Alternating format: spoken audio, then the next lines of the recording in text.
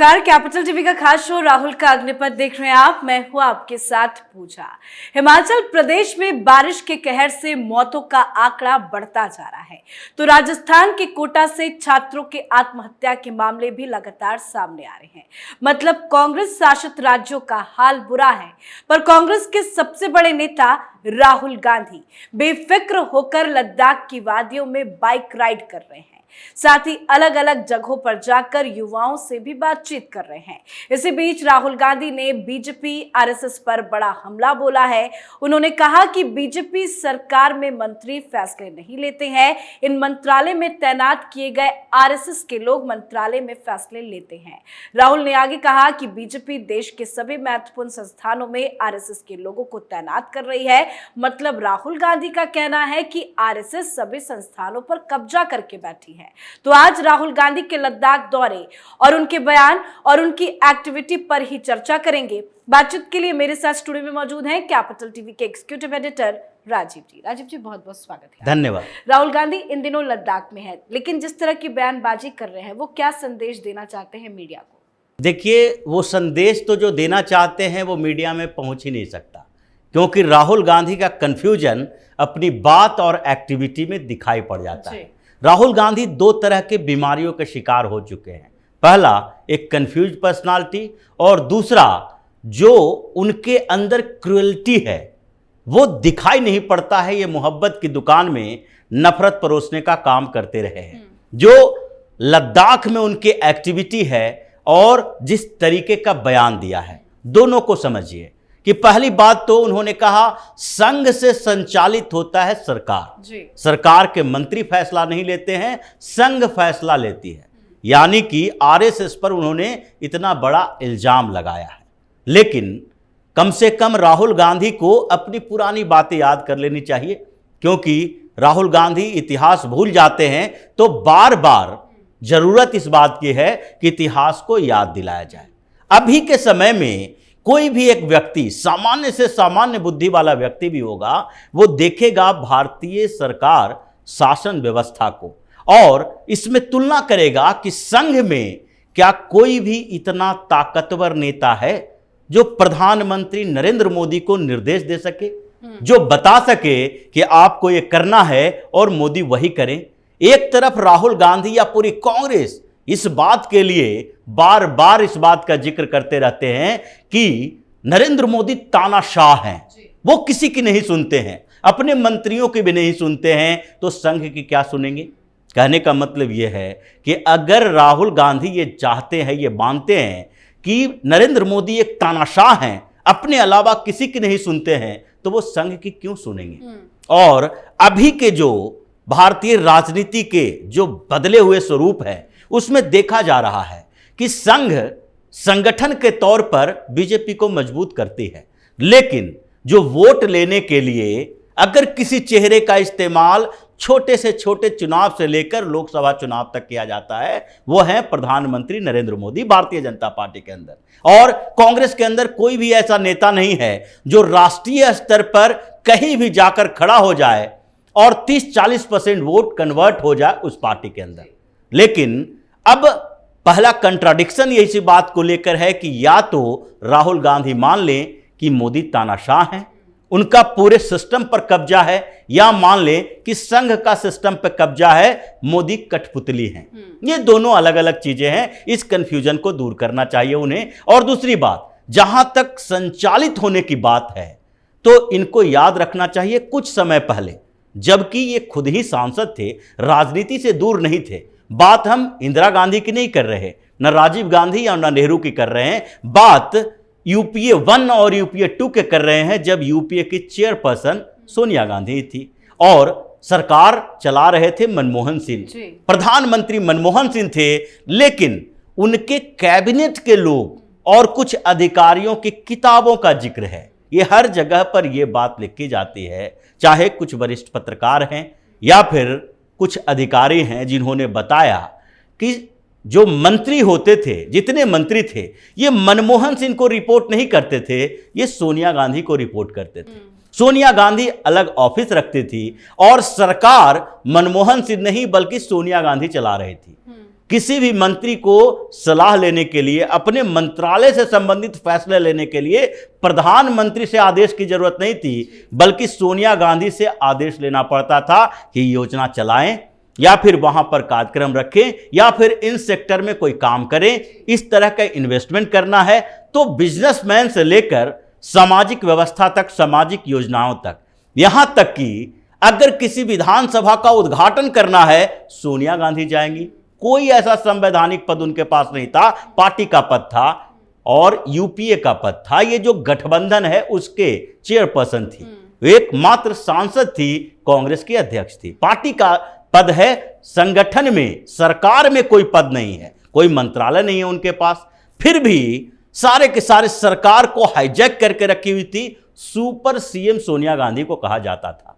क्या आज कभी भी ऐसा होता है कि किसी भी तरीके से अगर कोई भी व्यक्ति कह दे कि सुपर पीएम जो हैं वो मोहन भागवत है, नरेंद्र मोदी नहीं है? नरेंद्र मोदी क्या चलता नहीं है सरकार में? नरेंद्र मोदी की बात कोई मंत्री नहीं मानते हैं? कोई भी मंत्री कितना भी संघ के करीबी हो, लेकिन पीएम मोदी से ही आदेश लेना पड़ता है। तो ये तो कंफ्यूजन और क्लियरिटी है राहुल गांधी की।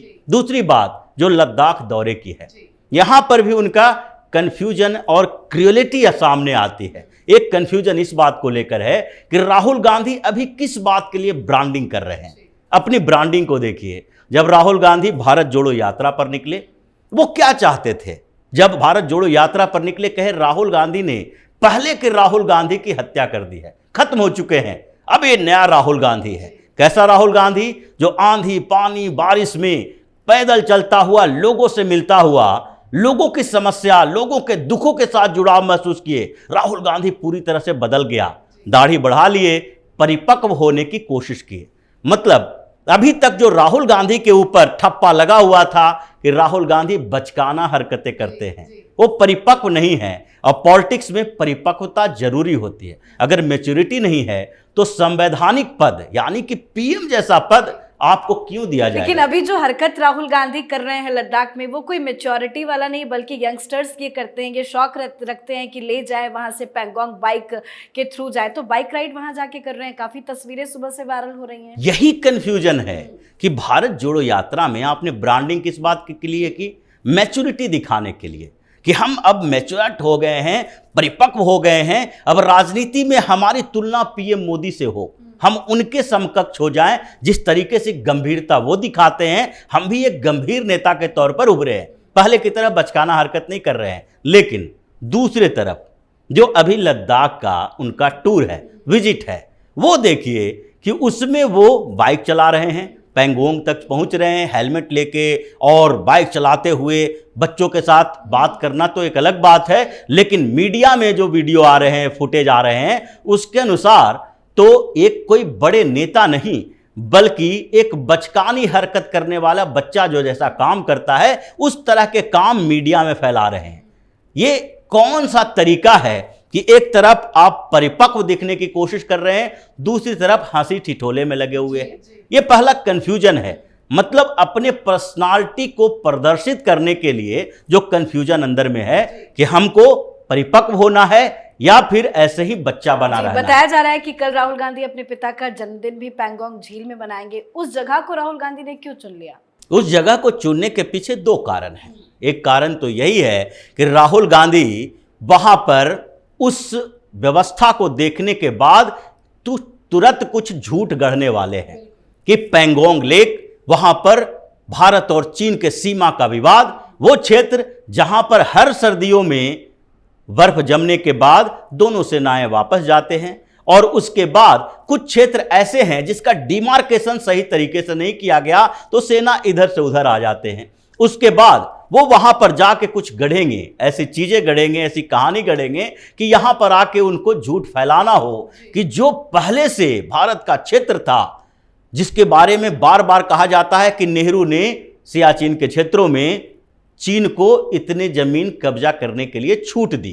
अब ये मोदी सरकार पर आरोप लगा रहे हैं। उस आरोप को बताने के लिए खुद जाना पड़ेगा। ये कोशिश कर रहे हैं इस बात को, इस झूठ को फैलाने का तरीका है ये कि हम खुद गए थे। जैसे ये मणिपुर गए, मणिपुर जाकर क्या किए, 2-3 कैंप में घूम कर आए, यहां पर ऐसा भाव बनाया कि पूरा मणिपुर हम देख के समझ के समस्याओं का समाधान लेकर आए हैं। लेकिन समस्या का कोई भी समाधान इनके पास नहीं था, सिर्फ समस्या थी, ये समस्या है कुकियों के साथ, ये मैतैयों के साथ, या वहां के लोगों के साथ। समस्या, जब समस्या की बात ही है तो समस्या तो एक छोटा सा मीडिया का रिपोर्टर जाके बता देता है कि ऐसी ऐसी समस्याएं हैं। ये राहुल गांधी वहां करने की कोशिश कर रहे हैं। दूसरी बात, अपने पिता को याद करने की बात है कि उस समय जो कहते थे राजीव गांधी की सबसे सुंदर जगह है वहां जाकर देखना, ये कहने के लिए उनको राजीव गांधी की जरूरत नहीं है, लेकिन ये कहना चाहते हैं कि ये जो पैंगोंग का एरिया है जहां पर चीन अतिक्रमण करने की कोशिश कर रहा है, वो हमारे परिवार के लोगों ने सुरक्षित रखा था, मोदी जी उन पर चीन के हवाले करते जा रहे हैं। ये जो गढ़ने का तरीका है इनका, झूठ फैलाने का, वही करने की कोशिश कर रहे हैं। लेकिन इस यात्रा में दूसरी और बड़ी बात है जो कन्फ्यूजन के साथ क्रियलिटी दिखती है कि ऐसे समय में जबकि हिमाचल प्रदेश में आपदा है, वहां के मुख्यमंत्री ने राज्य आपदा घोषित किया है और प्रधानमंत्री नरेंद्र मोदी, गृह मंत्री अमित शाह, जेपी नड्डा, भारतीय जनता पार्टी के राष्ट्रीय अध्यक्ष, ये बैठक कर रहे हैं, स्ट्रेटजी बना रहे हैं कैसे हिमाचल को इस परेशानी से दूर किया जाए। सुक्खू ने बोला कि गृह मंत्री और प्रधानमंत्री ने हमसे फोन पर बात की और पूछा कि क्या क्या किया जाना चाहिए, केंद्र सरकार से आपको क्या क्या मदद की जरूरत है। नड्डा भी दौरे पे जा रहे हैं। नड्डा भी दौरे पे जा रहे हैं। राहुल गांधी के बारे में तो सुक्खू ने नहीं कहा कि हमारे पार्टी के नेता ने पूछा कि हम लोग क्या क्या कर सकते हैं, कांग्रेस के नेता, कांग्रेस के स्टेट से क्या करवाया जा सकता है, हम लोग क्या आपकी मदद कर सकते हैं, कुछ नहीं पूछा। उन्होंने राहुल गांधी का नाम नहीं लिया। और राहुल गांधी ऐसे समय में 330 लोग 140 दिनों में हिमाचल प्रदेश में मर गए हैं, 518 लोग बिहार में मरे हैं जहां इनकी गठबंधन की सरकार है। एक बार भी इन जगहों पर नहीं गए, लेकिन इस आपदा के समय में ये 330 लोग जो मरे हैं उसकी मौत पर अय्याशी करने के लिए आप लद्दाख की यात्रा उस समय करते हो जब हिमाचल में तबाही मची हुई है। 1-2 दिन के लिए नहीं बल्कि 25 तक वो वहीं 25 तक वहीं रहेंगे और सरकार आपकी है, आपकी सरकार है। आप कैसे इतने असंवेदनशील हो सकते हैं, इतने बड़े पद पर जाने की उम्मीद कर रहे हैं कि प्रधानमंत्री बनेंगे और 330 लोगों की मौत पर अय्याशी करने लद्दाख जाते हैं और वीडियो भी ऐसे डालते हैं। जो दुखी व्यक्ति हिमाचल प्रदेश के उन गांवों में बैठा हुआ, कैंप में बैठा हुआ व्यक्ति अभी राहुल गांधी का ये वीडियो देख के क्या फील कर रहा होगा। यही राहुल गांधी ये बोल रहे थे प्रेस कॉन्फ्रेंस में कि जब मणिपुर पर चर्चा हो रही थी, पीएम मोदी हंस रहे थे। कहां? लोकसभा के अंदर। वो हंस नहीं रहे थे, वो हंस दूसरे मुद्दे पर रहे थे। मणिपुर के समय वो पूरी तरीके से गंभीर थे। लेकिन राहुल गांधी तो ऐसे समय का ऐसा मजाक उड़ा रहे हैं कि विपक्षी पार्टी के नेताओं को भी शर्म आ रही है। और ये लोग सवाल उठा रहे हैं कि अगर बिहार में आपदा है, 140 दिन इस पूरे मानसून के समय में जितने लोग मारे गए हैं उसमें पहला नंबर बिहार का है, दूसरा नंबर हिमाचल प्रदेश का है। 500 और 3 या मतलब 2 स्टेट मिला के 1000 के करीब लोग मर रहे हैं। राजस्थान और छत्तीसगढ़ की बात छोड़ ही दीजिए, राजस्थान में अभी ये युवाओं से मिलना था तो जाते कोटा में जी। जिसके लिए गहलोत बार बार कह रहे हैं कि अब ये जो आत्महत्या का दौर चल रहा है उसमें प्रेरणा की जरूरत है, इन लोगों को मोटिवेशन की जरूरत है, क्योंकि IITian सब देश के सबसे होनहार लोग नहीं होते हैं, देश चलाने का नहीं है उनको।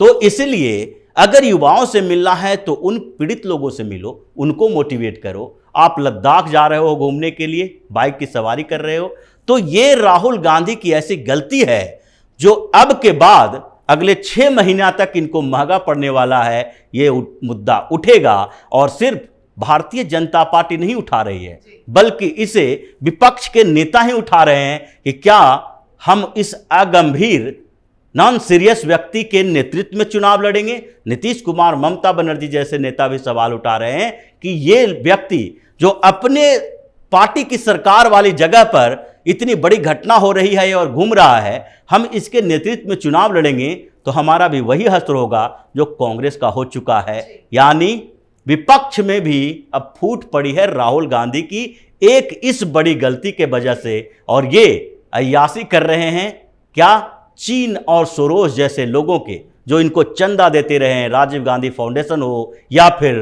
कांग्रेस और कम्युनिस्ट पार्टी ऑफ चाइना के बीच जो एमओयू हुआ है उनका, ये सोरोस जैसे लोग जो पॉलिटिकल फंडिंग देते हैं, जो मीडिया में ये लोग पैसा लगाते हैं, इन लोगों के पैसे से अगर अय्यासी ही करना है तो फिर राजनीति छोड़ो, अय्यासी वाला कोई पेशा चुनो। यही कांग्रेस की स्थिति है और राहुल गांधी को इसकी बड़ी सजा भुगतनी ही पड़ेगी। जी, बहुत बहुत धन्यवाद सर समझाने धन्यवाद। के लिए। तो राहुल गांधी लद्दाख में हैं, बाइक राइड के मजे ले रहे हैं। कल एक कार्यक्रम में बैठकर फुटबॉल मैच भी देखा, प्लेयर्स के साथ हाथ मिलाया, सेल्फी भी ली। एक कार्यक्रम में तो डांस करते हुए भी नजर आए। और कल यानी 20 अगस्त को पैंगोंग झील पर अपने पिता और पूर्व प्रधानमंत्री राजीव गांधी का जन्मदिन मनाएंगे। इसके बाद वो कारगिल मेमोरियल भी जाएंगे। इन सब के अलावा गुपचुप राहुल गांधी लद्दाख में क्या करेंगे, इसकी जानकारी मीडिया के पास नहीं है। आप अपनी राय कमेंट करके जरूर लिखें। देखते रहिए कैपिटल टीवी। नमस्कार।